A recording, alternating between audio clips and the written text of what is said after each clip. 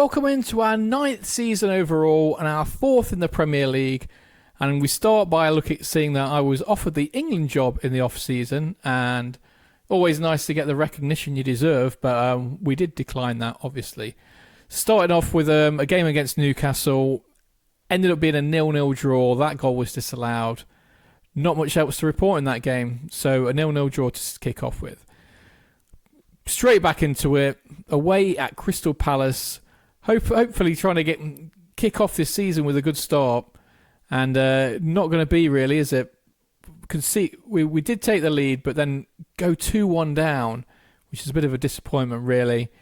But we did pull it back with Cali Ringberg with his first goal for the club. So we get a 2-2 draw. So we've opened the season with 2 draws off the bat. Not the start we really wanted. We then pick up a 1-0 win against Chelsea. Now, as you just saw there, Liverpool came in for Dane Scarlett, and he hadn't actually recovered from his injury yet. 35 million, and we have sold him.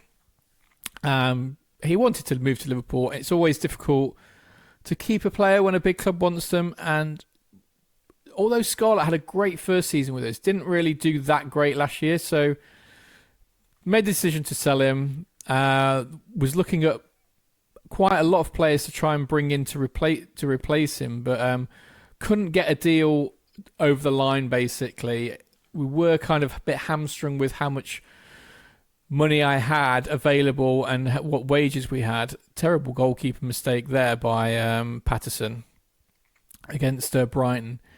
But yeah, so we sold him. We don't have a replacement, so we're going to be playing with Stevens and Cali Ringberg probably until January. Then we'll see about getting a replacement then. As we recall, we absolutely smashed Brighton last year, 8-1, and it's not going to be 8 this time, but we do make it 5, and that's Casardi with his first goal for us. So that's a good start for Casardi and Fratesi. Fratesi scored as well in that game. So the 2 new midfield signings, getting early goals like that. Patino, our other midfielder, just chipped in the goal there. This is our first game in the Champions League. I was going to have the opening with everybody coming out onto the pitch and everything, but it's only Genk, isn't it? So we do beat them 2-0. The Champions League is that kind of round robin type league system they have. I wouldn't really call it a round robin because you don't play everybody, but so we have our 8 games to play against various countries. That's a terrible mistake there by Leeds goalkeeper. Pass back and we intercepted. So that's a 3-0 win. Great stats there. We're top of the league after 7 games, 17 points, 11 plus goal difference. Great start to the season for Wealdstone, really. And it's we've got Huddersfield in the Carabao Cup here. So obviously we've got our weakest team, really, we can field. But it went to penalties, unfortunately. And Peace misses the penalty there. And up will step Brooks for Huddersfield. So yeah, we couldn't get a breakthrough all game. We did dominate them, but it's how it goes. We get the save and we win on penalties, so we do progress to the next round. I do think now is the time where I'd love to win a domestic cup because we haven't won the FA Cup or the League Cup, so either of those would be good. Would be a nice win this season. So I'm not really downplaying the cups as much this year, although they're not the priority. Obviously, Champions League and the league will be the priority to make sure we qualify for the Champions League. Lovely little flick finish by Ringberg there. He's actually looking like we can start him there. 2 more goals for him there. So not really feeling the loss at the moment. So hopefully Ringberg will thrive now he's getting a chance to start. Stevens as well there, scoring again. So forwards wise, I don't think we're in too much of a problem. We've always got Mallon as well that can chip in and play left wing. So at the moment, I would think if we've got weaknesses now, I don't think it's really in the midfield and the forward lines.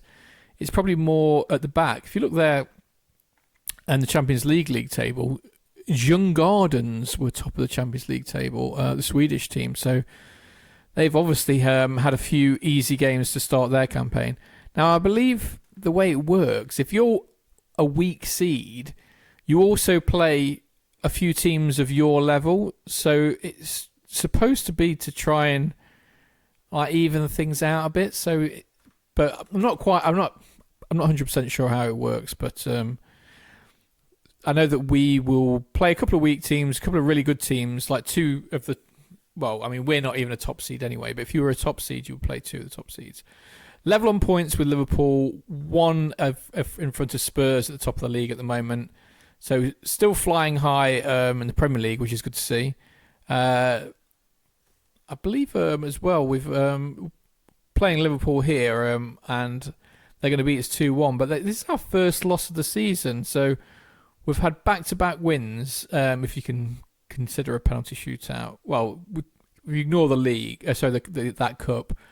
Since we drew 2-2 to Crystal Palace in the second game of the season, we've won every single game until we faced Liverpool there. Barcelona were one of the teams, the top seeds we obviously get, but we do play them at home, so hopefully we can get a decent result against them. Great strike by Gavi there. What a great goal. But we do strike back and win the game 2-1. So Barcelona, I wouldn't say knocked out, but we've not knocked them down on our quest for Champions League. So looks like we definitely feel that we can mix it with the top teams, top of the league in the Premier League, obviously. The loss against Liverpool was unfortunate. See, Djurgårdens are still top. 3 games, 9 points. So same as us. Manchester United, Anthony scoring against us, quite annoying.